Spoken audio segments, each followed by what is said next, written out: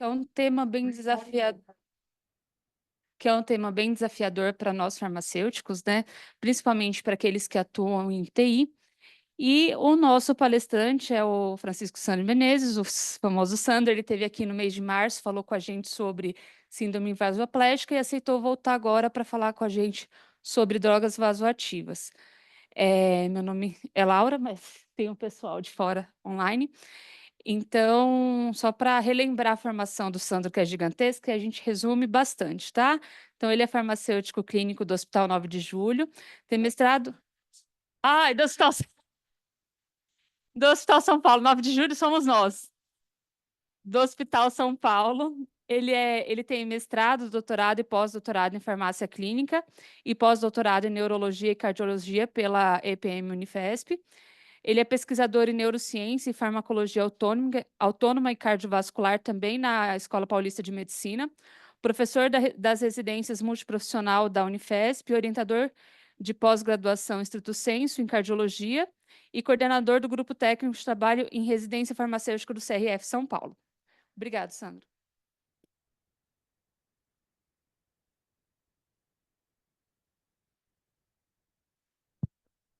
Alô? Acho que tá, né? Então, boa tarde. Eu gostaria de agradecer a Laura e a comissão organizadora pelo convite. Só,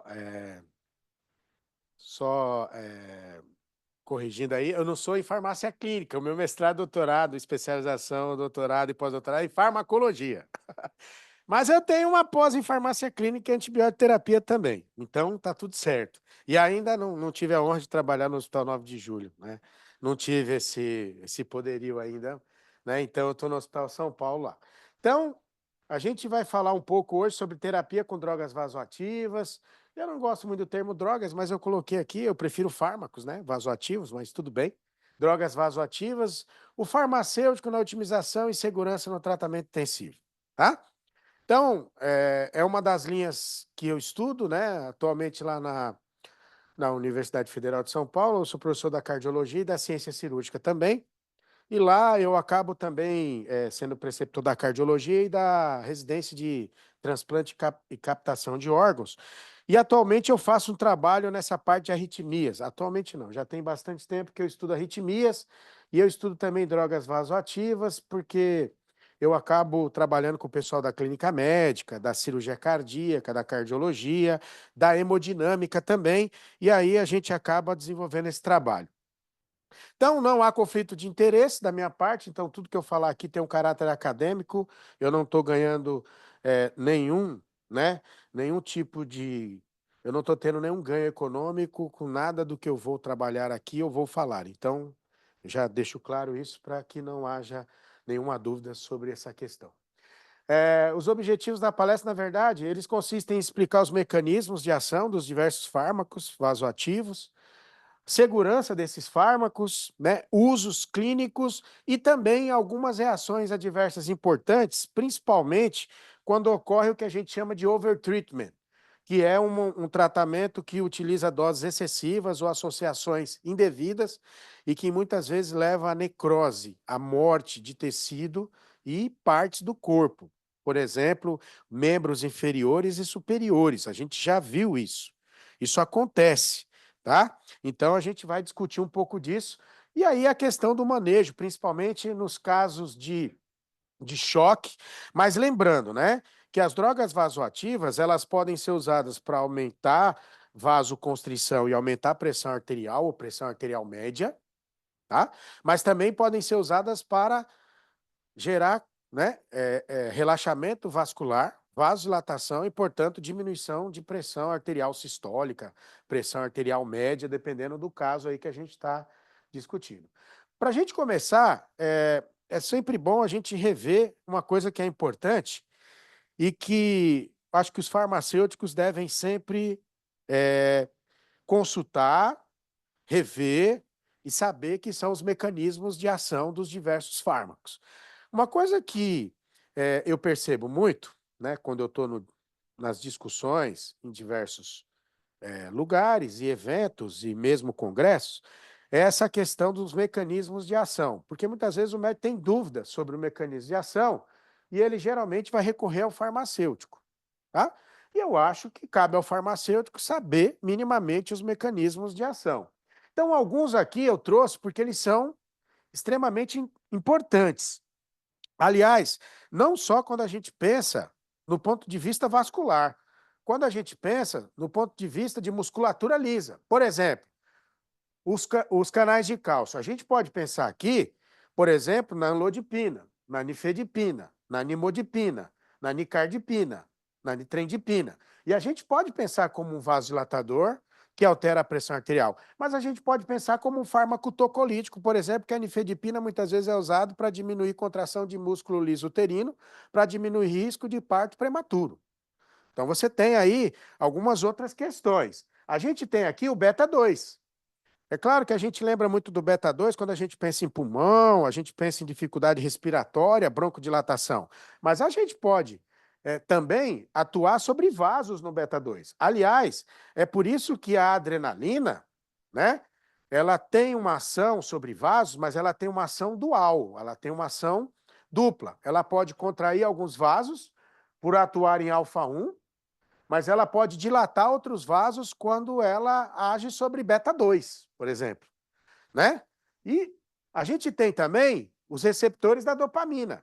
Tem D1, tem D2. E nós sabemos que no dia a dia a dopamina é um fármaco bastante utilizado na unidade de tratamento intensivo. E ela tem o seu efeito, né, vasoconstritor. E isso é importante até quando a gente vai pensar, por exemplo, no tratamento do Parkinson. Por que, em geral, né, a gente não administra só levodopa para o paciente? A gente normalmente associa levodopa com carbidopa ou benzerazida. É simples, porque a gente não quer a transformação de levodopa em dopamina na periferia. A gente tem que dar um inibidor de dopa descarboxilase, porque se começar a produzir muita dopamina na periferia e não no sistema nervoso, a gente começa a ter um efeito vasoconstritor muito potente que vai alterar a pressão arterial sistólica e uma série de parâmetros, por exemplo, a pressão arterial média, certo? Que é aquela calculada, né, com uma pressão arterial sistólica mais 2 vezes a pressão arterial diastólica dividido por 3. Então, isso justifica por que a gente, quando administra levodopa, tem que dar um inibidor de dopa descarboxilase para não ter um aumento de dopamina na periferia, por exemplo. Aqui a gente tem a endotelina. A gente geralmente não tem isso aqui no Brasil, mas lá fora tem. A endotelina é um importante, né, fármaco vasoativo. A gente tem os nitrodilatadores, tridil, nitroglicerina, e a gente tem o nipride, que é o nitropruseto de sódio. E é assim, a gente tem, os dois são importantes, mas a gente tem efeitos e repercussões diferentes. Por exemplo, quando a gente quer fazer hemodinâmica, e aqui tem serviço de hemodinâmica, alguém trabalha aqui mais com o setor de hemodinâmica? Não? Geralmente a gente vai usar nitroglicerina, porque dilata veias, mas dilata coronárias. E isso facilita o procedimento. Dependendo do que a gente quer, a gente não usa normalmente o nitropruseto de sódio nesse procedimento, a não ser que seja para injetar na microcirculação coronariana. E lá, só nesse local. Por quê? Porque aí a gente tem uma série de complicações e de consequências a partir disso.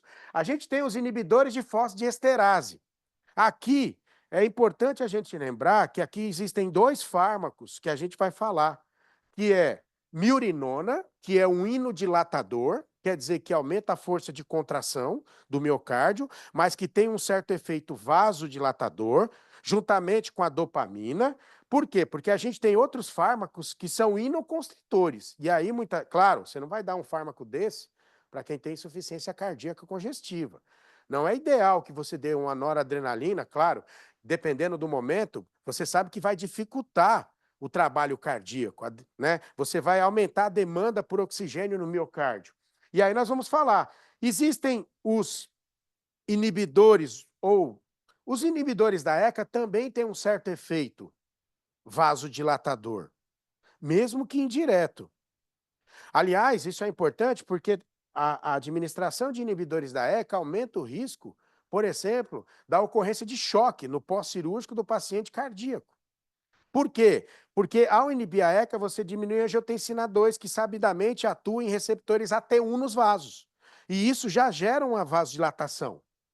Quando a gente fala de losartana, valsartana ou mesartana, candesartana, a gente está falando de fármacos vasoativos, apesar da gente não tratá-los assim.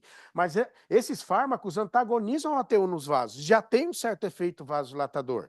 Quando a gente fala de furosemida, apesar do dia a dia a gente não tratar, mas a gente sabe que a furosemida tem um efeito vascular que aparece antes do efeito diurético. Por isso que é usado no paciente com hipertensão pulmonar. E a gente observa que há uma queda da pressão pulmonar mesmo antes do efeito diurético com a furosemida. Isso é importante, tá? Mas, vamos aqui. Como eu havia dito, a gente tem fármacos inoconstritores, ou seja, aumentam força de contração muscular, inotropismo, e relaxam ou contraem os vasos. No caso dos inoconstritores, contraem os vasos. Então, dopamina, noradrenalina, epinefrina, principalmente na periferia, contrai os vasos. Isso aqui é importante? Claro, isso é importante. Isso determina uso, dose. Então, por exemplo, o paciente teve um choque anafilático, você não usa NOR, você usa adrenalina. E há um motivo de ser. O paciente teve uma parada cardiorrespiratória, você não usa NOR, você usa adrenalina. Você não vai usar NOR. Pode, mas não deve. Por quê? Porque está errado. Quando o paciente sai da cirurgia cardíaca, a prioridade, e aqui vocês sabem disso, na UTI, todo paciente que tem um choque, o primeiro fármaco de escolha é a noradrenalina, jamais a adrenalina. E se tiver que associar, não é adrenalina, é vasopressina. Certo? Então, a gente tem fármacos que atuam de diferentes formas e que têm, claro, os seus usos, suas indicações, suas repercussões, tá? Então, por exemplo, quando a gente pensa no paciente com insuficiência cardíaca, que ele tende a retornar muito, a gente pensa mais em dobutamina e miurinona. Por quê? Porque a dobutamina, além de aumentar a força de contração miocárdica, ela também, ela acaba dilatando vasos da periferia. Isso é importante porque diminui o trabalho muscular e diminui a demanda por oxigênio. Só que às vezes dá arritmia. Quando dá arritmia, a gente tem que abrir mão do Primacor, que é a miurinona, que também faz a mesma coisa. Só que olha que engraçado, esse aqui é atuando em receptores adrenérgicos, esse aqui é inibindo fosfodiesterase 3. Se a gente pudesse, eu não sei se aqui tem, mas lá no Hospital São Paulo não tem, a gente trocaria por levosimendana, que é um sensibilizador da troponina C ao cálcio, que é outro mecanismo, mais sofisticado, só que é mais caro. A gente não tem, a gente é SUS. Então, a gente não tem. Mas quando me pergunto, porque é o seguinte, toda pergunta ela pode ter várias respostas certas. Ô, professor, que isso? Então, deixa eu te explicar, né? Eu sempre explico isso. Quando alguém te pergunta qual é o melhor tratamento, você precisa ver em que unidade de saúde você está, se é SUS ou privado. Você precisa saber se aquele medicamento existe no seu país. Você precisa saber do poder econômico do seu paciente. E você precisa saber se aquele medicamento não está em falta, apesar de existir no país. Porque o tratamento que é muito caro e, portanto, não é usado, é o pior. O tratamento que seria o melhor, mas não tem o medicamento disponível, é o pior. Então, o melhor pode aí ter uma série de respostas, ok? Então, guardem isso, inoconstritores, inodilatadores. E aqui nós temos fármacos que atuam mais sobre os vasos e não atuam sobre o coração. Fenilefrina, não sei se vocês usam aqui, fenilefrina, mas certamente vocês usam vasopressina. E se precisar, uma terlipressina. Não sei se vocês, mas vocês devem usar. Vasodilatadores, nós temos nitroglicerina e nós temos o nitroprussiato de sódio. Nitroglicerina, né, bastante usado, é o tridil. Nitroprussiato de sódio é o famoso nipride, fotossensível. Isso a gente precisa explicar. Muitas vezes as pessoas não levam isso a sério. Esse negócio de luz é bobagem, aí não tem problema, mas não tem o outro equipo, não tem o equipo fotossensível. Mas isso aí é importante. Então vamos primeiro para as catecolaminas, certo? Quando eu penso em catecolaminas, eu estou pensando principalmente em epinefrina, noradrenalina, mas também na dopamina, certo? Na dopamina. É que quando eu penso nos receptores alfa e beta, eu estou pensando mais em adrenalina e noradrenalina. E isso é importante. Por exemplo, tem uma doença chamada de feocromocitoma, que o paciente vai precisar ser internado na UTI, E o que nós vamos ter que fazer, além de dar vasodilatadores, é dar antagonistas de receptores alfa-1, por exemplo. Prazosina, doxazosina, você pode dar. Por que que você tem que dar? Porque como o feocromocitoma se trata de um tumor nas glândulas suprarrenais que acometem as células cromafins na medula da suprarrenal, você tem uma liberação muito grande de noradrenalina e adrenalina. Se você não controlar esses valores expressóricos, o paciente tem um maior risco de síndrome coronariana e de acidente vascular hemorrágico. Então, a gente tem que dar, por exemplo, um bloqueador disso. A gente tem que dar, por exemplo, um bloqueador de beta-1. A gente tem que dar para ele metoprolol, e aí depende do caso, né? Atenolol, se for injetável é só metoprolol que a gente tem disponível, tá? Então, mas quando a gente precisa aumentar a pressão arterial, isso é indiscutível. Padrão ouro, noradrenalina. Você tem as faixas, que eu vou mostrar daqui a pouco, que ninguém vai precisar ficar decorando doses, concentrações, isso para mim é desnecessário, tá? Mas eu quero que você perceba aqui o seguinte: esses fármacos estão relacionados a segundos mensageiros. Por que que eu falo isso? Porque quando a gente está falando de fármacos e de mecanismo de ação, é sempre bom você avaliar se o efeito é em canais iônicos, se o efeito é em receptores e se os receptores são ionotrópicos ou metabotrópicos, porque isso repercute depois. Inclusive no tempo de efeito interessante para nós. Todo mundo aqui sabe que quando você começa a usar um fármaco, você costuma ter uma resposta ótima. E depois de um tempo, essa resposta tende a diminuir, por vários motivos. Primeiro, você pode ter uma depressão da substância importante, certo? Diminuição. Segundo, você pode ter redução do número de receptores. Terceiro, você pode ter uma diminuição da resposta dos receptores. Então a gente sabe que conforme você vai dando noradrenalina, com o tempo isso tende a diminuir o efeito e aí você precisa associar com outros fármacos, tá? E isso tem a ver com o fato das catecolaminas atuarem sobre, né, receptores metabotrópicos, que são esses receptores acoplados à proteína G. E aqui, ó, estou até mostrando para você, beta-1 tem a ver muito com o coração, beta-2 tem a ver com os vasos, tá? Então, olha só como eu estou te mostrando aqui, ó, tem a ver com a contração do miocárdio, mas, por exemplo, com o relaxamento da musculatura lisa, vascular, tá? Outra coisa que a gente precisa avaliar sempre na UTI, quando a gente usa esses fármacos, é a glicemia. Por quê? Porque a gente sabe que no fígado tem beta-2. E toda vez que eu ativo beta-2, eu ativo glicogenólise. E a glicogenólise quebra glicogênio e joga glicose para a corrente sanguínea. Isso aumenta a glicemia. Tá? Ao inibir ou ativar o beta-2, eu posso ter um aumento ou diminuição da glicemia. Se eu der fármacos que atuam sobre beta-2, eu posso diminuir isso. Por isso, é sempre bom estar ali, né, dosando a parte de glicemia do paciente, etc. Eu tenho o alfa-1, que está principalmente nos vasos, e eu tenho aqui o alfa-2. O alfa-2, a gente sabe também que ele está relacionado à vasodilatação de algumas artérias e veias. No passado, a gente achava que alfa-2 estava mais só no sistema nervoso central, isso caiu, né? Isso a gente já sabe que tem nos vasos também, ok? Dê uma olhada aqui, que aqui tem alguns mecanismos importantes. Então, por exemplo, você tem aqui os canais de cálcio. É claro que os canais de cálcio são uma importante estratégia farmacológica de diminuição de contração vascular. Inclusive, hoje, a gente sabe que pacientes negros respondem muito a bloqueadores de canais de cálcio, por exemplo.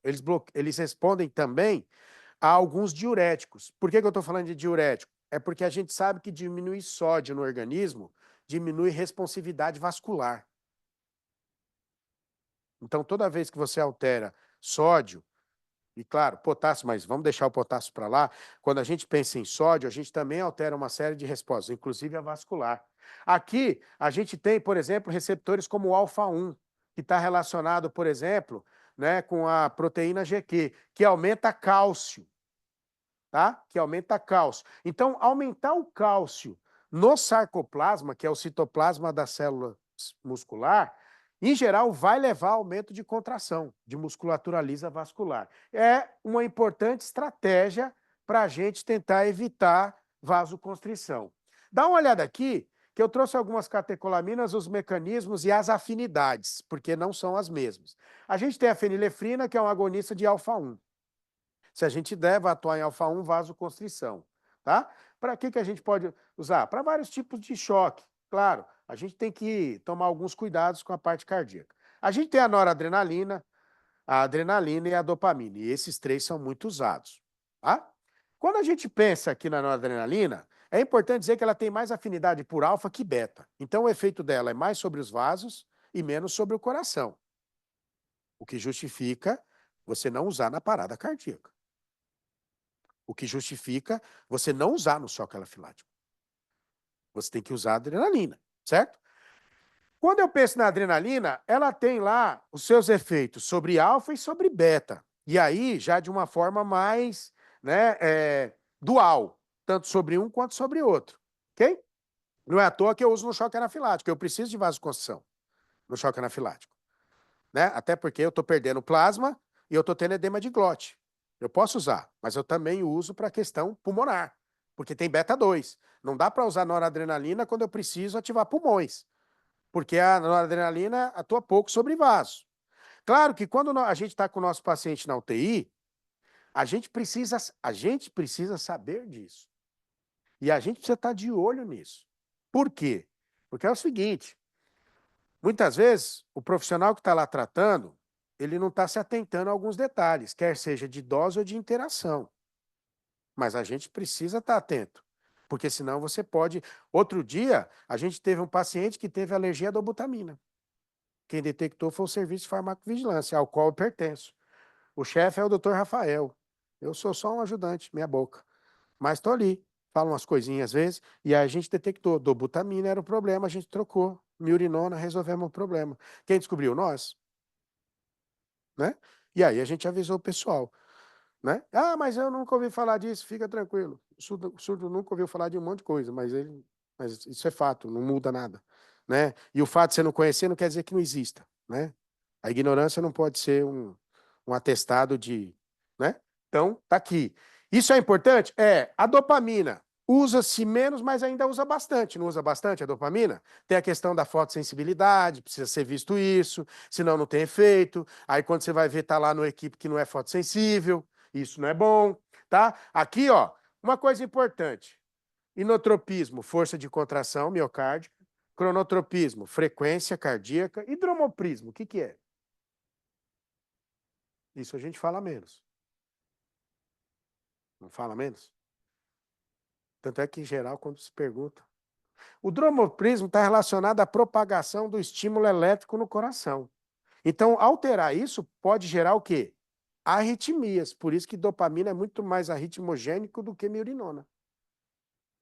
Que, em geral, é muito mais do que levozimendana. Só que levozimendana vocês têm aqui? Tem? Ó, aí. Outro nível. Tá vendo? Outro nível. Lá a gente não tem. Mas é muito mais caro. Não é muito mais caro? Se você for comparar, aí aqui tudo bem. Tem um convênio, tal. Lá não. Lá é SUS. Aí já não tem. A gente lida com o que tem. Lembra qual é o melhor tratamento? Levozimendana, a paciente começou a ter arritmia com dobuta, é o top dos top. Aqui vocês compram Primacol ou mandam manipular a mirinona? É, entendi. Beleza. Oi? Primacor, né? Primacor. Aí é mais caro ainda. A manipulação diminui o custo também. Muito bem. Dá uma olhada aqui, ó, nas doses. Se você quiser guardar isso, mas não precisa não. Depois você consulta. 0,5 a 2 microgramas por quilograma minuto do paciente. Aí é claro, isso é uma faixa, né? 0,5 a 2. Tá. Você pode depois ir de 5 a 10. Você pode depois ir de 10 a 20. Sempre microgramas por quilograma minuto. Tá? Aí eu tenho a noradrenalina. Noradrenalina 0,05 a 0,4 microgramas por quilograma minuto. Claro, isso pode aumentar? Pode, depende de uma série de... Por exemplo, todo paciente que sai da cirurgia cardíaca, ele sai com dobutamina e sai com noradrenalina. Quem aqui é da cardio, aqui da UTI da cardio?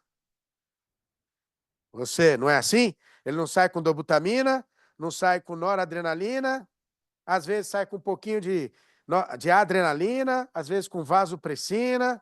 Não é assim que sai? É assim que sai. Às vezes com a Aí precisa, às vezes, dar um ajuste de protamina depois. Por quê? Porque às vezes tem sangramento ainda, porque a protamina administrada não neutralizou toda a heparina da circulação extracorpórea. Aí ele pode ter sangramento. Você precisa dar protamina para você, porque senão, se você não interromper esse sangramento, você tem questões vasculares, obviamente. Você pode ir para um choque hipovolêmico, certo? Tá bom? Aí você tem a adrenalina e você tem a dobutamina aqui, ó, que pode ser de 2,5 a 20 microgramas por quilograma minuto. Ah, professor, mas eu vou ficar decorando isso? Não, até porque geralmente, quando o médico vai usar, ele pega a ampola, aí coloca em 248 ml de soro, aí ele põe para correr na bomba de infusão. Coisa importante desses fármacos. Todos bomba de infusão, fármaco de alta vigilância, etiqueta vermelha. Aqui é vermelha também? A etiqueta vermelha é para dizer, ó, se bobear, morre o paciente. Então, cloreto de potássio, heparina, varfarina, adrenalina, noradrenalina, todos esses, né, de alta vigilância, tá? E aí você tem aqui as atuações. Dá uma olhada aqui, ó, que a dopamina não atua sobre alfa, mas atua sobre o seu receptor, tá? Que é o receptor de dopamina, tá bom?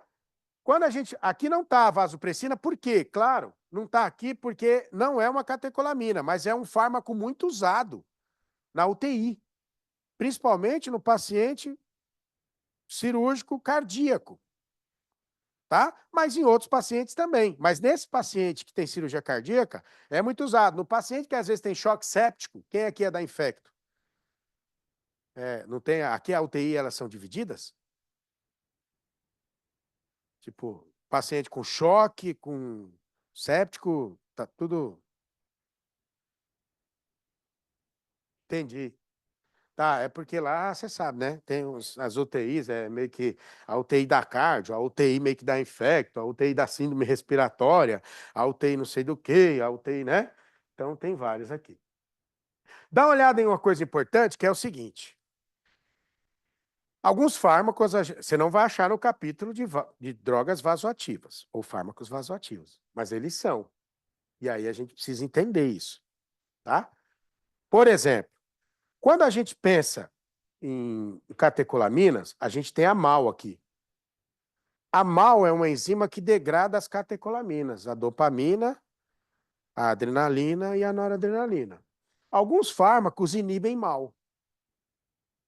Se inibir a MAL, aumenta a catecolaminas, então você tem um aumento do efeito vasoconstritor.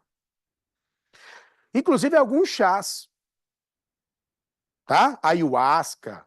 Eu estou falando isso por quê? Porque às vezes o paciente chega e você tem que estar atento a esse tipo de coisa, porque senão isso vai levar à administração de uma dose que pode gerar problema. Claro, você não vai estar lá, mas aí você pode, na sua conversa com o paciente, tentar obter algumas informações que ajudem você a tomar uma melhor decisão, tá? A gente tem a CONT. A CONT também é uma enzima que degrada as monoaminas. Tem alguns fármacos que são usados para outras doenças, tipo Parkinson. Por exemplo, se você pegar medicamento para Parkinson, seleginina, atua sobre a MAL. Se você pegar determinados fármacos, atua sobre a CONT. Então é bom que você esteja atento, porque às vezes o aumento do efeito se dá pelo quê? Por uma interação medicamentosa. Às vezes o paciente faz uso de um antidepressivo tricíclico. Quando ele faz uso de um antidepressivo tricíclicos, a gente sabe que o tricíclico inibe M2. Então, qualquer fármaco que você der uma catecolamina pode aumentar, por exemplo, força miocárdica e pressão arterial. E isso são coisas que você precisa estar atento para você poder, né, conversar ali com o profissional prestor. Então, é sempre bom você dar uma olhada nessas enzimas que degradam as catecolaminas e diminuem seus efeitos. Claro, às vezes clonidina. Clonidina tem um efeito direto sobre a questão vascular. Por quê? Porque ela diminui o fluxo simpático. O paciente toma metildopa, diminui o fluxo simpático. Isso é tão importante que no centro cirúrgico a gente usa clonidina na hora de induzir anestesia. A gente diminui esse fluxo simpático. E eu não preciso explicar. Se diminui o fluxo simpático, você diminui tônus vasomotor. Por quê? Porque você vai diminuir a atividade do simpático sobre os vasos. Tá? Beleza? Então, dá uma olhada aqui, ó, a meia-vida é curta, tá? Tanto da adrenalina, quanto da noradrenalina, quanto da dopamina, tá? A dobutamina também, né, acaba tendo uma ação muito curta e tem que ser assim. Uma coisa importante, sempre tomar cuidado com a questão de pacientes hepatopatas e nefropatas, porque ele tem um problema de biotransformação e tem um problema de excreção, e isso pode gerar acúmulo. Esse acúmulo pode ser tóxico, tá? Vamos pegar aqui um caso, né? Um paciente A, ele recebeu 3 litros de salina normal, sem resposta da pressão arterial. Iniciaram-se doses crescentes de noradrenalina até 0,9 microgramas quilogramas minuto, após as quais sua pressão arterial aumentou para 70 por 40 milímetros de mercúrio. Adicionou-se adrenalina 0,2 microgramas por quilograma minuto, resultando numa pressão arterial de 100 por 50. Coincidiu de ser uma pressão arterial média aqui, né? Uma das 3 culturas de sangue foi positiva para o bacilo corineforme, provável contaminação, iniciaram-se então pipetazo. Porque isso é importante também. Às vezes a infecção tem um efeito vascular. E que você não vai conseguir atuar tão bem sobre os vasos se você não conseguir controlar isso. Do mesmo jeito, a glicemia. A glicemia tem um efeito vascular. Né? Aí aqui, ó, deram pipetazo e vancomicina, empíricos, ou seja, não foi através do uso do exame de antibiograma. Dê uma olhada nesse gráfico que a gente pode ver o seguinte, aqui é a probabilidade de sobrevivência, né? Pelos os dias desde a randomização. Dê uma olhada que a gente vai perceber o seguinte, quando a gente usa noradrenalina em relação à dopamina no choque, os pacientes têm uma maior chance de sobrevivência. Então você vê que aqui tem uma curva aqui, ó, que é positiva. É o que hoje se chama medicina baseada em evidência, né, que eles falam. Aqui, ó, dá uma olhada aqui quando eu comparo a noradrenalina com a dopamina. Você vai ver que, ó, tanto para choque hipovolêmico, cardiogênico, para sepsis, em todos os pacientes, a noradrenalina se mostrou muito mais efetiva. E é por isso que ela é padrão ouro. Hoje a dopamina já não é mais a primeira escolha nem a segunda, já está para bem mais depois, tá? Aqui é a noradrenalina, vasopressor de escolha nos choques. O choque é uma condição na qual ocorre o comprometimento da função cardiovascular, não importa se ele é cardiogênico, hipovolêmico, se ele é séptico, se ele é vasoplégico, tá? Meia-vida curta, metabolismo mal e conte, sendo que a mal é a monoaminoxidase, a conte é a catecol-O-metiltransferase, tá? Aqui a administração, claro, nunca retirar abruptamente, sempre tem que fazer o desmame, isso, né? Porque, claro, se você tirar abruptamente, vai ter uma vasodilatação rebote, aí a pressão arterial do paciente despenca, e aí a gente tem uma série de problemas. Outra coisa, administrar de forma, por acesso periférico, de 2 a 6 horas no máximo, do máximo, do máximo. De preferência menos que 2 horas. Por quê? Porque pode correr o risco de levar à morte tecidual. Porque se você está periférico, você pode ter flebite. Então, geralmente, o acesso é central. Aí você pega jugular, você pega alguma coisa para administrar. Outra coisa, não colocar em nutrição parenteral. De vez em quando, sempre tem alguém que vai lá e quer usar a nutrição parenteral para colocar medicamento. Não sei, os demônios sempre têm os seus representantes na Terra, né? E alguns aparecem nessa hora e se manifestam e mostram a procuração. Fala aqui, ó, Satanás assinou aqui, né? Então, certo? Não pode, né? Não pode. Ah, eu não sabia. Então agora fica sabendo, não faça mais, porque, né? Esses erros levam à morte, né? Levam a sequelas, tal. Então, efeitos adversos e contraindicações. Vasoconstrição excessiva, tá? Principalmente se tiver com hipovolemia, baixa, né, de volume sanguíneo. Pode gerar bradicardia reflexa, redução na irrigação hepática. Então, isso pode gerar problema hepático ou ainda pode gerar isquemia intestinal, porque pode gerar contração mesentérica. Isso acontece às vezes, e aí você tem um problema de isquemia e reperfusão aqui. Qual é o problema de ter isquemia e reperfusão intestinal? A gente já mostrou em estudos que nós produzimos no laboratório que tem lesão cardíaca à distância. Então, isquemiar e reperfundir a parte intestinal lesiona coração. Então, você vai complicar uma situação ainda maior, tá bom? Aqui é a adrenalina, um vasopressor de segunda escolha, se o choque é refratário. Primeira escolha no choque anafilático e primeira, claro, não é a primeira, é a única na parada cardiorrespiratória, né? É a única, não tem jeito, tá? Meia-vida, claro, depois de 4 minutos, né? Sempre depois de 4 minutos. Até 4 minutos, nenhum medicamento, nenhum fármaco deve ser usado na parada. Aí, o que você tem que fazer é massagem e desfibrilação, porque ainda tem atividade elétrica. É por isso que você tem o ritual, para garantir que de pelo menos 4 minutos sem usar nada, porque se usar na fase elétrica da parada, é um problema. Aqui, meia vida de 5 minutos, metabolismo da mal e da Conte, a administração, né? Dose inicial, você pode ir ali 0,02 a 0,05 microgramas, sempre microgramas por quilograma minuto, né? Ou seja, 10 a sexta, tá? Maior risco de isquemia mesentérica, ataque arritmias, tá? Hiperlactatemia, ou seja, aumento do ácido lático, e isso pode gerar uma acidose com acidemia. E aí precisa avaliar, porque se você não reverter esse quadro, você tem um problema, tá? E hiperglicemia também, porque a hiperglicemia tem a ver com a questão hepática, beta 2 no fígado, tá? Vai gerar aumento de pressão do ventrículo direito, aumento da pressão arterial pulmonar, vai aumentar a demanda por oxigênio, isso precisa ser visto.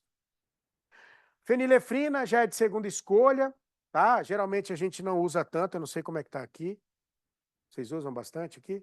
Não? Então, tá? A dose inicial aqui, ó, é menor ainda, é de menor potência, maior taquifilaxia. O que quer dizer isso? Os receptores começam a parar de responder mais rapidamente. E aí o efeito diminui. Isso vai gerar uma tolerância, não é o adequado. Dopamina. Não é mais recomendada no choque, você tem alguns casos específicos, tá? A meia-vida é relativamente curta, também é degradada pela MAO e pela Conte, tem aqui a dose de utilização. Geralmente a gente usa mais ali no paciente cardíaco, não sei se vocês estão usando aqui bastante da cardíaca. Bem pouco, então, tá aí. Tá? Níveis plasmáticos incertos, maior incidência de arritmia, então a gente tenta evitar, sempre que possível. Tá? Dobutamina, esse é mais usado para aumentar a força de contração, mas tem um efeito vascular, que é de dilatação. Isso é bom? Diminui o trabalho cardíaco, óbvio. Se o sangue estiver encontrando uma maior resistência, o coração tem que trabalhar mais. Isso para um paciente que tem insuficiência cardíaca congestiva, é você acelerar a chegada do fim, porque ele já está ruim, muitas vezes ele volta, ele se reinterna várias vezes, ele tem várias recidivas, muitas vezes com quadro de edema pulmonar, dificuldade respiratória, muita tosse, ele não dorme, então você tem uma série de questões aí. Pode gerar arritmias e hipocalemia. Nesses casos, a miurinona é a mais indicada aí. A gente tem os análogos de vasopressina, que é o ADH, tá? Aqui, ó, só para a gente rever. Eu tenho o hipotálamo, quem produz ADH? O hipotálamo. A hipófise só armazena na parte posterior, na neurohipófise, e libera, que é a vasopressina, ou vasopressina arginina, né? O que faz isso aqui? Vários fatores estimulam a liberação de vasopressina. A angiotensina 2. Por isso que tem, lá fora, tem angiotensina 2. Ela age tanto nos vasos quanto no hipotálamo, e aí ela aumenta a liberação de ADH. Então a ação é dupla, não é só vascular. Eu tenho a hiperosmolaridade, eu tenho diminuição, por exemplo, atrial ali, eu tenho aumento da atividade simpática. Tudo isso aumenta a liberação de vasopressina, que nos vasos gera constrição. E nos rins aumenta a reabsorção de água, aumentando a volemia. Ao aumentar a volemia, você aumenta o retorno venoso, pré-carga, e aí você melhora a pressão arterial. Num paciente que está com a pressão arterial baixa e hipoperfusão, isso é importante, bastante importante. No paciente que sai da cirurgia cardíaca depois de várias horas com SEC, isso é muito positivo, porque esse paciente, principalmente se ele já fez transplante, se ele já fez alguma cirurgia, que é o que acontece quando ele coloca a válvula biológica. Ele tem que voltar depois de 10 anos, mais ou menos. Porque o ideal seria a mecânica, mas ele não pode, porque ele não pode tomar anticoagulante, que no caso a gente usa mais varfarina. Então, há um problema que tem que ser resolvido e aí a cada 10 anos ele precisa voltar, tá? E aqui você tem a via de sinalização, né? A vasopressina, por exemplo, ela aumenta cálcio no retículo e, além disso, né, ela acaba promovendo um aumento de contração e isso é importante, além de modular canais de cálcio, tá? Tá aqui a vasopressina, geralmente é associada com a noradrenalina, eu não sei aqui, mas geralmente é o que a gente faz. A nor, depois se você vem com a vasopressina, tá? Aqui a meia-vida de 10 a 20 minutos, tá? Você tem aqui doses baixíssimas, né? E aí é em unidade, não é em micrograma, tá? Algumas reações diversas podem ocorrer, anúria, ausência de urina, insuficiência renal, hiponatremia, aí você precisa estar monitorando o sódio, mas em geral causa menos arritmias nos pacientes. A telepressina, não sei se vocês usam aqui, mas é uma opção, usam bastante? Ah, então, tá vendo? Ó? Pode ser usado, né? Tem uma questão é um profármaco, o que isso quer dizer? Precisa ser biotransformado no organismo para ser transformado na molécula ativa para poder atuar, tá? É importante isso. Metabolismo hepático, isso quer dizer o quê? Se o paciente é hepatopata, muitas vezes isso pode prejudicar a ação da telepressina, porque não vai ter a biotransformação dela, tá? Não foi eficaz na mortalidade do choque séptico, então geralmente a gente não usa para esse fim, tá? Maior risco de isquemia digital e a vasopressina, em alguns casos, né, é preferível. Dá uma olhada aqui, que isso aqui é um artigo que traz aquela questão do overtreatment. O que é isso? Eu dei doses acima das, né, necessidades do paciente ou eu associei fármacos que levaram a isso. Por que muitas vezes o profissional faz isso? Porque ele deu aqui o medicamento e ele espera que em 5, 10 minutos isso já seja revertido, e às vezes não é. E aí ele vai associando outros fármacos. O que isso vai fazendo? Vai gerando uma vasoconstrição tão grande que o sangue não chega a determinadas regiões. E aí, é claro, se não tem oxigênio, não tem glicose, não tem nada, você vai começando a ter morte celular. Olha aqui o caso, ó. Membros superiores e inferiores. Está aqui a referência, caso você queira ler depois. Inibidores da fosfodiesterase. Então, a gente tem a mirinona, tá? A mirinona, ela atua no miocárdio. Como que ela atua? Inibindo fosfodiesterase. A fosfodiesterase tem vários tipos e estão em vários locais, miocárdio e vasos. No miocárdio, ao inibir a fosfodiesterase, o que a mirinona causa? Aumenta a força de contração. E nos vasos? Relaxamento. Tomar cuidado, claro, com esse paciente, porque ele não deve associar alguns outros inibidores. Eu não sei se vocês sabem, mas lá no hospital a gente usa muito a sildenafila, inclusive a manipulada, que é vascular, é um fármaco vasoativo, que foi desenvolvido para o tratamento da hipertensão pulmonar. Inclusive, a gente usa muito em neonatos, tá? E como é que atua a sildenafila, tadalafila? Inibindo fosfodiesterase 5 e com isso aumentando a quantidade de GMP cíclico que gera vasodilatação. A mirinona, ela atua mais sobre fosfodiesterase 3, então ela aumenta mais a AMP cíclico, mas o AMP cíclico em determinados vasos também causam vasodilatação. Por isso a mirinona é um inodilatador, tá? E aí, claro, tá aqui a posologia para ser usada, né? Importante, inclusive, diminui bastante o risco de arritmias cardíacas. A meia-vida é relativamente alta, perto desses fármacos, de 2 a 3 horas, a excreção, né, é urinária, tá? Aqui, ó, só para mostrar que eu tenho a fosfodiesterase 3, que atua mais sobre MP cíclico. Eu tenho a fosfodiesterase 5, que atua mais sobre GMP cíclico. Quem atua aqui? Sildenafila, tadalafila e vardenafila. E na 3?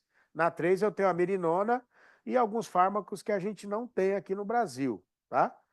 Inclusive, tem um fármaco chamado cilostazol, que no passado era usado como antihelmíntico, que hoje também a gente sabe que tem algumas ações sobre fosfodiesterase 3, mas isso é uma coisa que a gente pode deixar para um outro momento. Aqui, ó, tá? Eu tenho a arginina, não sei se vocês sabem, a vasopressina é produzida a partir da arginina, tá? Em determinadas situações, você tem um aumento da síntese de ADH, tá? E aí, o que acontece? Por exemplo, em processos inflamatórios, a arginina é transformada em citrulina e óxido nítrico. O óxido nítrico é, sem dúvida, uma das substâncias mais importantes quando a gente pensa em vasos. Por quê? Nitroglicerina, nitropruseto de sódio, mononitrato de isosorbida, dinitrato de isosorbida, todos esses fármacos interferem com o óxido nítrico, tá? Então, por exemplo, você aumenta o óxido nítrico, ele aumenta GMP cíclico, isso gera vasodilatação. Se associado com bloqueador de canal de cálcio, aumenta ainda o mecanismo de vasodilatação. Isso pode ser bom ou ruim, isso depende das condições do paciente, depende do seu histórico prévio, né? Eu não sei. Aqui vocês trabalham com pacientes em todos os níveis de complexidade, né? Tá. Muitos pacientes com insuficiência cardíaca. Então tá aqui, ó, para que eles são usados? Inodilatadores, são usados na insuficiência cardíaca congestiva, isso quer dizer que o lado esquerdo já está comprometido, né? Esse paciente começa a ter muito problema, né? Congestão pulmonar, edema pulmonar, tosse, tá? Cansaço. Então, você tem aí, dá um suporte inotrópico, aumenta a força de contração, tá? Pode melhorar o débito cardíaco na sepse, lembrando que débito cardíaco é a quantidade de sangue ejetada por minuto. E aí pode estar relacionado a algumas reações que, né, são inerentes ao tratamento. Aqui são os sensibilizadores de cálcio. Nesse caso aqui, o mais importante é a levosimendana, que aqui tem, lá a gente não tem, tá? Mas vocês têm, né? Tá aqui, ó, sensibiliza a troponina C, aumenta a interação de troponina C, e isso vai fazer com que ocorra a contração, por exemplo, do miocárdio. Aumenta a força de contração, aumenta o débito cardíaco. Tem um mecanismo vasodilatador que é o seguinte, por exemplo, ativa os canais de potássio sensíveis ao ATP. Com a saída de potássio, você hiperpolariza a membrana, e isso tende a causar vasodilatação. Isso é legal. Além de tudo, também tem um mecanismo mitocondrial lá em canais de potássio da mitocôndria. É sensacional, como eu disse, pena que não está disponível ainda no Sistema Único de Saúde, tá? Aqui, ó, é só para mostrar aqui que quando você altera, por exemplo, a saída de potássio, né, você acaba alterando a questão vascular, né? Não só vascular, cardíaca também. A amiodarona, ela atua sobre canais de potássio, mas aí é no coração, nas células do nódulo sinoatrial, aí é antiarrítmico. Quando eu penso na levosimendana, ela atua em canais de potássio nos vasos. Então ela tem um mecanismo vasodilatador, tá? Tá aqui, ó, inibidor de fosfodiesterase 3, sensibilizador de cálcio, ativação de canais de potássio, principalmente nos vasos, isso é importante. Causa muito menos arritmia, porém é mais caro. Isso quando a gente pensa em Sistema Único de Saúde, farmácia popular, isso é... Claro, não, não. A farmácia não teria isso. Mas quando a gente pensa nesse Sistema Único, quando você não tem, se torna uma opção péssima porque não tem, né? A gente já tentou comprar algumas vezes, mas não tivemos muito sucesso, não. Então, tá aqui, ó, por exemplo, você pode usar aqui na prevenção da disfunção de diversos órgãos, principalmente no choque séptico, dependendo do choque aí. Aqui vocês têm muito choque séptico? Tem, né? Aqui também tem alta incidência de infecção por KPC, Escherichia coli, Pseudomonas aeruginosa multiresistente? Tem, né?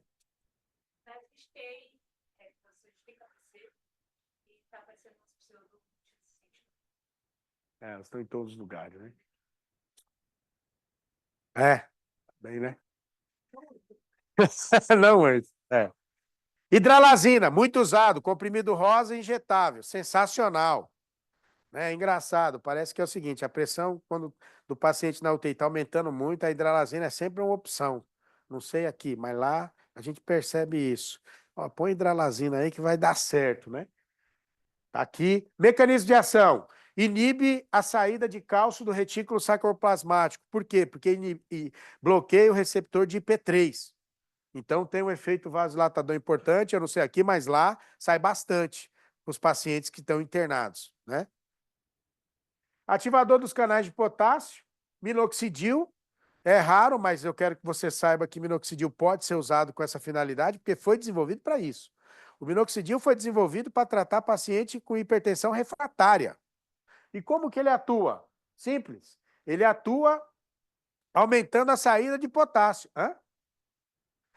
Aí por que usam muito para crescer cabelo? É por isso também, porque como ele aumenta a saída de potássio da célula, ele gera vasodilatação. Isso aumenta o aporte de sangue para o bulbo piloso.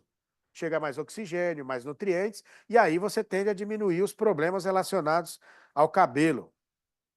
Dependendo do problema, claro, não faz milagre, né? Dependendo da condição, aí é só furando mesmo o couro cabeludo e colocando fio por fio, dá um trabalho. Já viram isso? Uma vez eu fui ver, me deu um tédio, eu fui embora. A gente furando um negócio que... Eu falei, vai ficar nisso aí?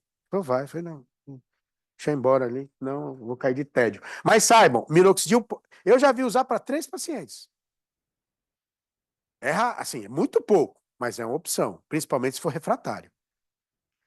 Os terapêuticos aqui, ó, só para... Já estamos chegando aqui perto do final, né?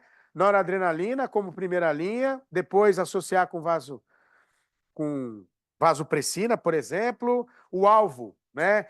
Por exemplo, quando você tem uma pressão arterial média muito baixa, se você tiver abaixo de 65, você tem que elevar essa pressão arterial média, senão você tem uma hipoperfusão, você tem complicações neurológicas, complicações renais, e isso é grave, tá? Considerar, sempre que usar o nitropruseto, esse é o certo. Toda vez que você usar nipride, você tem que fazer um monitoramento da pressão arterial, mas de forma invasiva, porque a queda é muito abrupta, senão você não detecta. Aí já era, né? Aí a coisa fica séria, tá? Pode considerar inicialmente usar os pressores, mas, como eu disse, o ideal, menos de 2 horas, nunca passar de 6 horas, porque senão você pode ter necrose e morte celular daquela região periférica. Não é o ideal, tá? Considerar adicionar vasopressina, tá? E é claro, dependendo do caso, você pode considerar aí acrescentar ou a dobutamina ou a adrenalina. Dá uma olhada aqui a gente tem algumas opções para usar, né? Como eu já até havia mostrado para vocês. O isoproterenol a gente praticamente não usa mais. A gente só usa lá em alguns testes da eletrofisiologia. Deixou de ser usado, é um agonista beta. A gente não usa mais, é a isoprenalina. Aqui, ó, alguns estudos que fizeram com miurinona e dobutamina, aqui 96, 96, né? O que é só para testar o seguinte, né? A quantidade de pacientes que acabam tendo morte relacionado ao uso de um ou outro fármaco. Você vai ver aqui que a miurinona teve uma quantidade, uma porcentagem menor, mas acabou não dando diferença estatística. Mas mais estudos precisam ser feitos, né? Lá no Hospital São Paulo, a gente está começando agora, tem um aluno meu de doutorado, que é um dos chefes e preceptores da hemodinâmica, a gente está fazendo um estudo para avaliar síndrome coronariana em pacientes com uso de BP, por exemplo, para a gente avaliar o quanto os inibidores da bomba de prótese interferem nessa questão vascular também, tá? Aqui, vasodilatadores na insuficiência cardíaca, né? Você tem aqui, ó, nitroglicerina, nipride, tá? E aí você tem alguns parâmetros importantes aqui para a gente avaliar. Claro, né? Óbvio. O paciente com ICC, aí vai depender de qual é a fase, porque a gente tem a fase úmida, seca, fria e quente, certo? Quanto mais seco e quente, melhor. Por quê? Porque é o seguinte, Laura, imagina um paciente que está muito úmido. O úmido é edema. Se ele está frio, está tendo pouca perfusão. Então, qual é o ideal? Seco e quente. Aí a gente vai tentar manter ele desse jeito. Se ele tiver seco e quente, não está tendo edema e está tendo circulação adequada. Porque é o seguinte, a ausência de perfusão é o maior problema.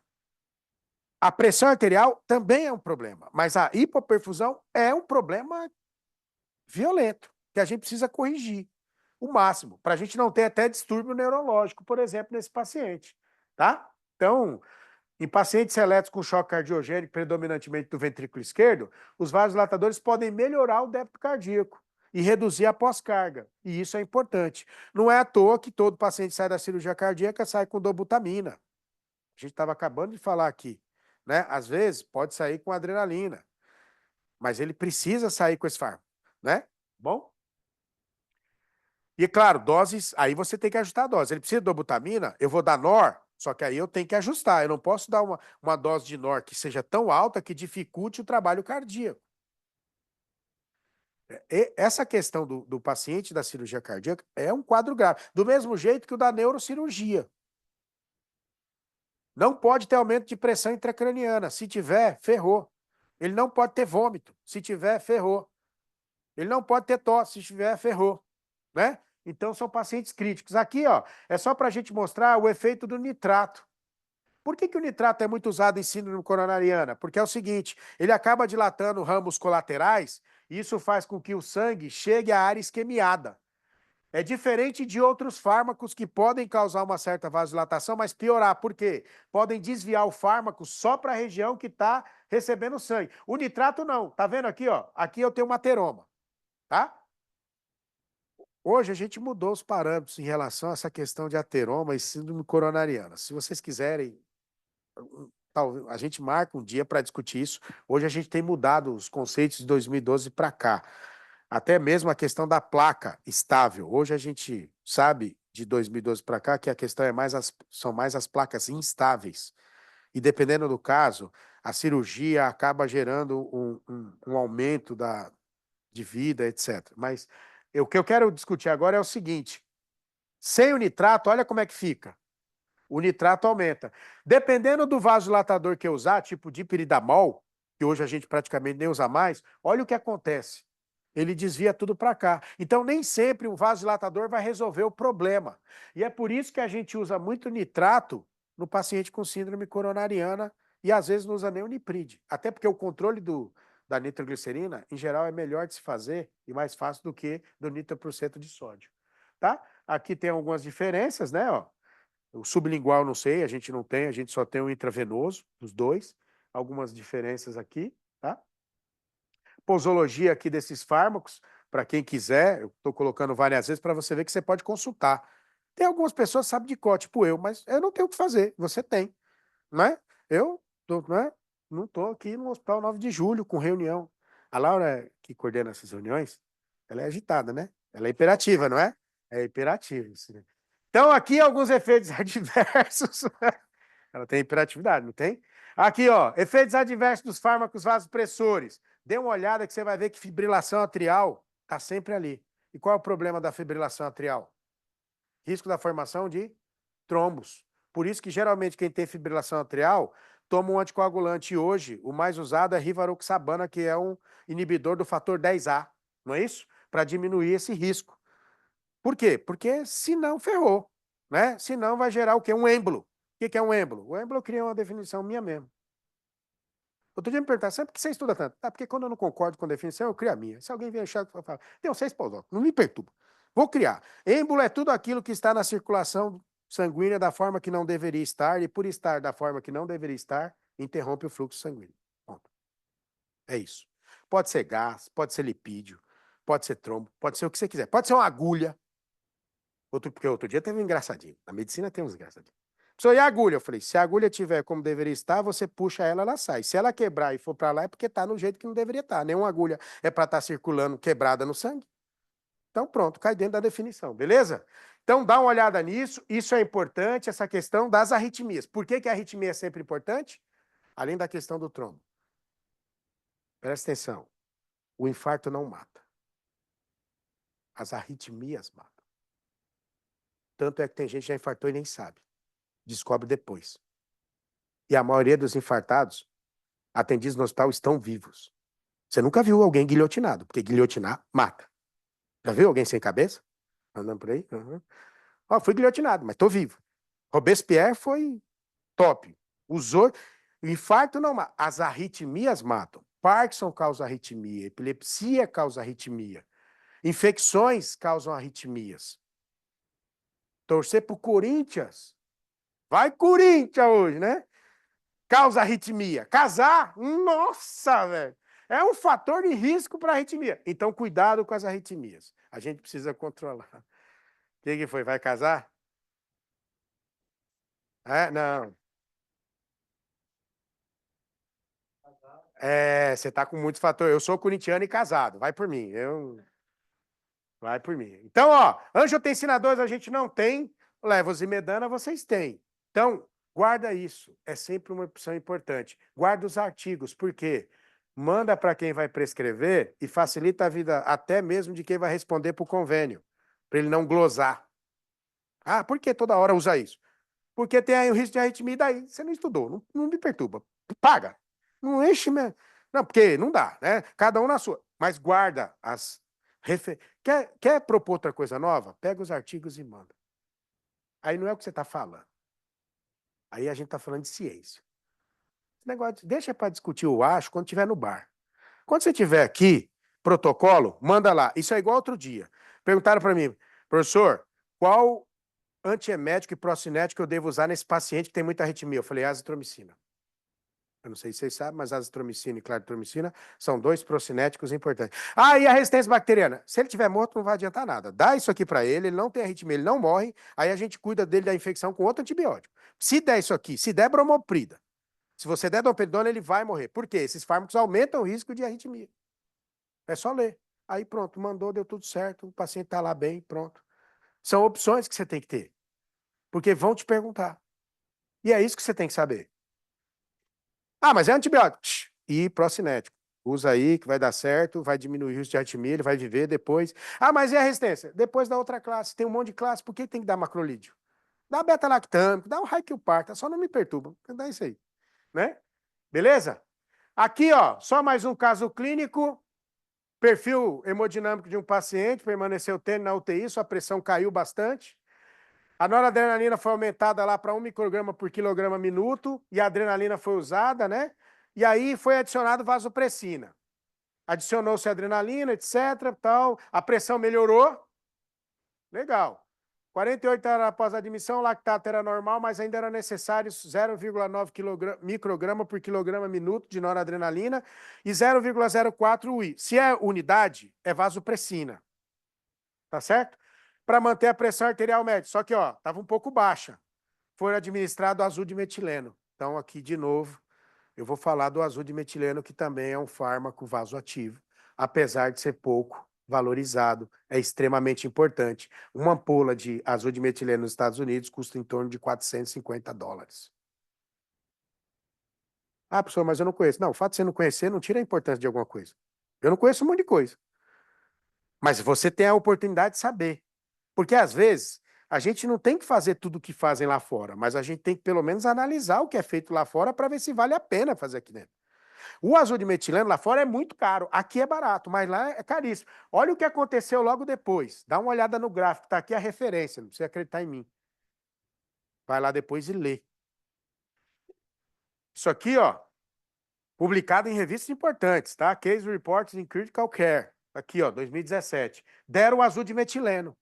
Olha depois de quanto tempo, presta atenção na dose da noradrenalina, quanto tempo levou para ser reduzida abaixo da metade. Quanto tempo levou?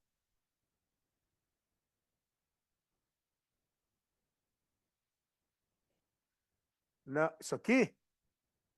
Horas, horas, horas. Tá vendo? Isso. Tá vendo aqui, ó? Dá uma olhada aqui, ó.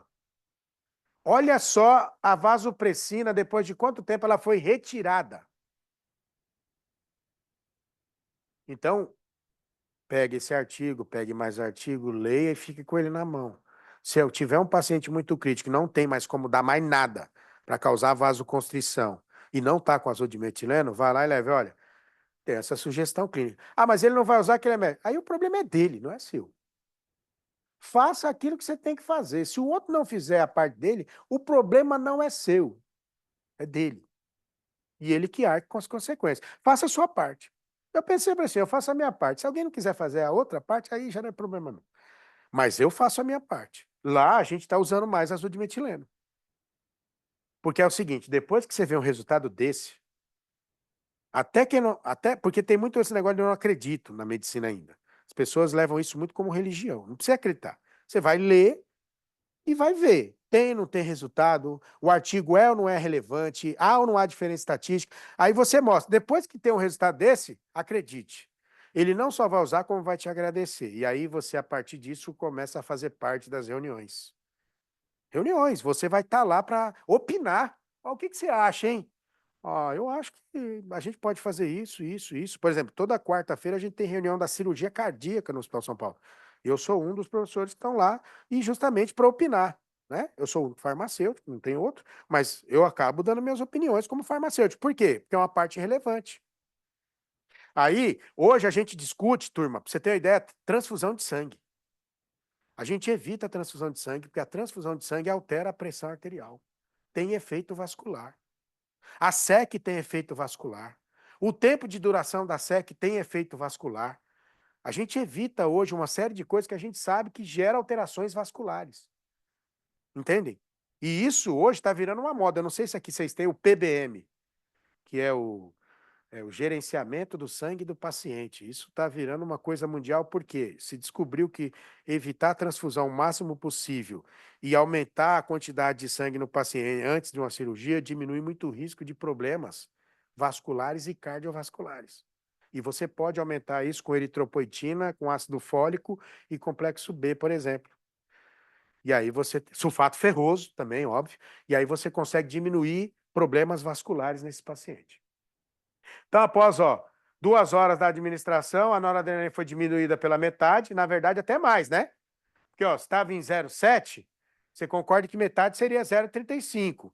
Dá uma olhada aqui, depois de 15 horas, a vasopressina foi retirada e a noradrenalina foi retirada em menos de 20, em torno de 24 horas, ou seja, no dia seguinte. Pô, quem trabalha em UTI cuidando de paciente crítico sabe que isso aqui é um resultado completamente importante, não só isso para o paciente, porque a gente sabe que cada dia internado, o paciente tem um risco do aumento de comorbidades e de sequelas, que vão além das questões cardiovasculares, tá bom? Aqui, mecanização do ácido de metileno, ele inibe o óxido nítrico, e por inibir o óxido nítrico, ele diminui a síntese de AMP cíclico, que é uma das principais vias, por exemplo, em diversos choques, inclusive no choque vasoplégico, tá? Temos várias perspectivas, e aqui eu só vou mostrar, eu já mostrei isso de novo, que é estudar os efeitos dos IBP sobre a questão dos vasos. E a gente está aí com alguns estudos preparados, porque a gente acredita que os IBPs têm um efeito indireto vascular e que eles podem colaborar e contribuir para diminuir a incidência de síndromes, de choques, por exemplo, vasoplégico, e melhorar as expectativas do paciente. Tá? Eu tenho alguns resultados aqui, mas isso aqui é um outro momento. Foi. Saiu por quê? Eu ia dizer muito obrigado, Gui. Tem um obrigado. Vê aí, tem um obrigado aí em algum lugar. Foi? Então tá bom. Então, obrigado. Espero não ter tomado muito tempo de vocês. Sei que vocês são ocupados. Eu não sou. Estou de folga hoje. Hoje é dia de servidor público, mas vocês estão trabalhando. Então, espero que vocês tenham gostado aí. Obrigado.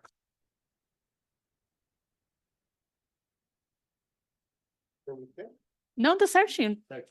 E aí, pessoal, alguma dúvida, alguma pergunta?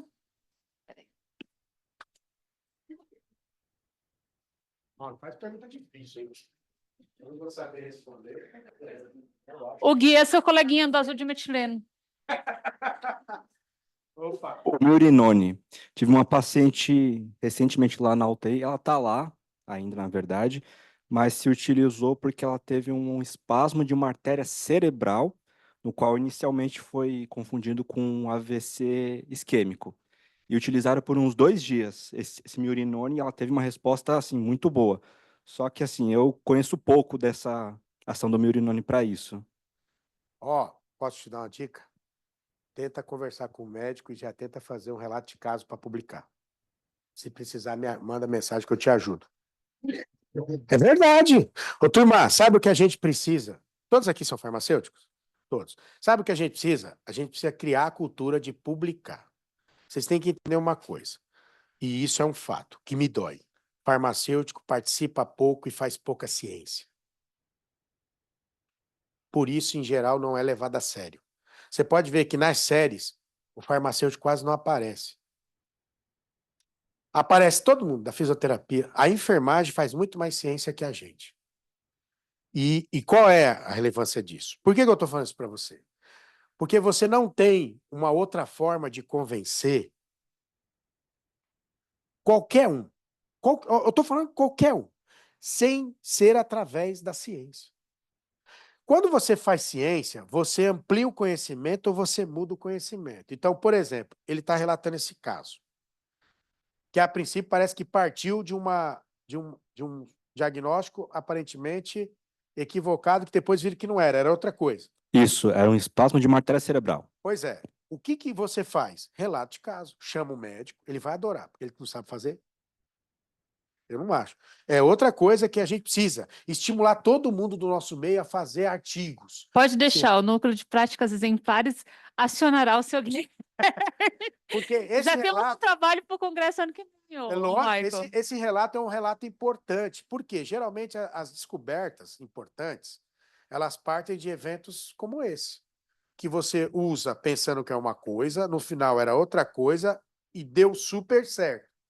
Então, você publica. Aí, as pessoas, ou então você vai procurar mais na literatura. Se você não achar, você publica como um relato de caso.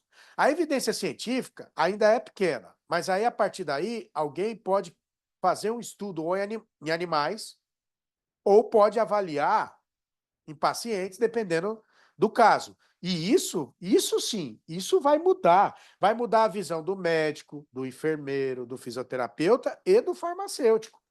Tá? Então, eu sugiro que você faça isso. Relato de caso, tem até uma referência ali, que é a revista, que tem várias, só para relato de caso. Minha sugestão, fala com o médico, faz um relato de caso, ele vai adorar, e você também, e você vai elevar não só o seu nome, como da instituição. Mas a gente pode discutir depois os motivos. Tá bom. Eu tenho Eu vou várias, pegar mais detalhes, mas eu tenho em geral várias foi isso. possibilidades. Eu acho que a gente acerta em uma delas. Obrigado. Pode passar. Passar. Sandro, uma dúvida. Eu achei super interessante a parte do azul de metileno. Aí eu fiquei com algumas dúvidas, na verdade, bem específicas, assim. O azul de metileno, nesses casos, é infusão contínua? Ou Isso. é... Isso. O que que a gente... Eu estou estudando azul de metileno, tá? Aham. Eu estou estudando azul de metileno e IBP. O que que a gente já tem mostrado...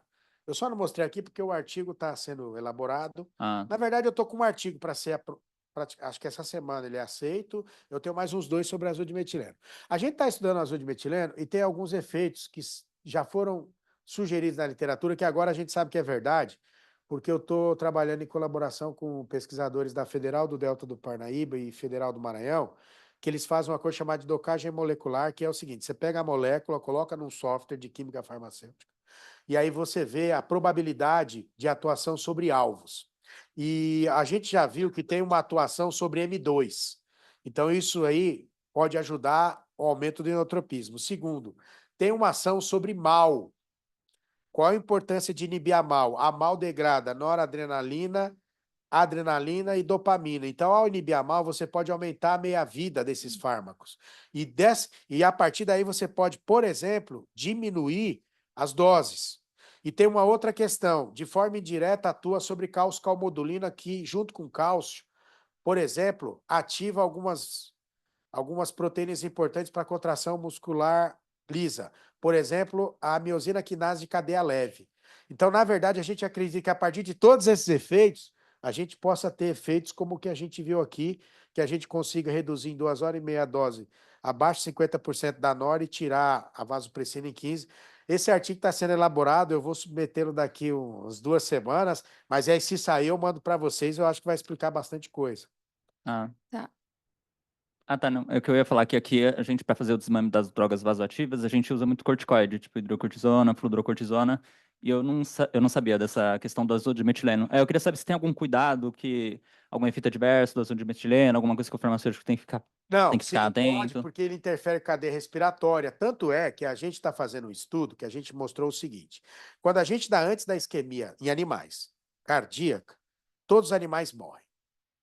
Ok? Uhum. Quando a gente dá antes da reperfusão, para os animais normotensos, o azul de metileno ele protege.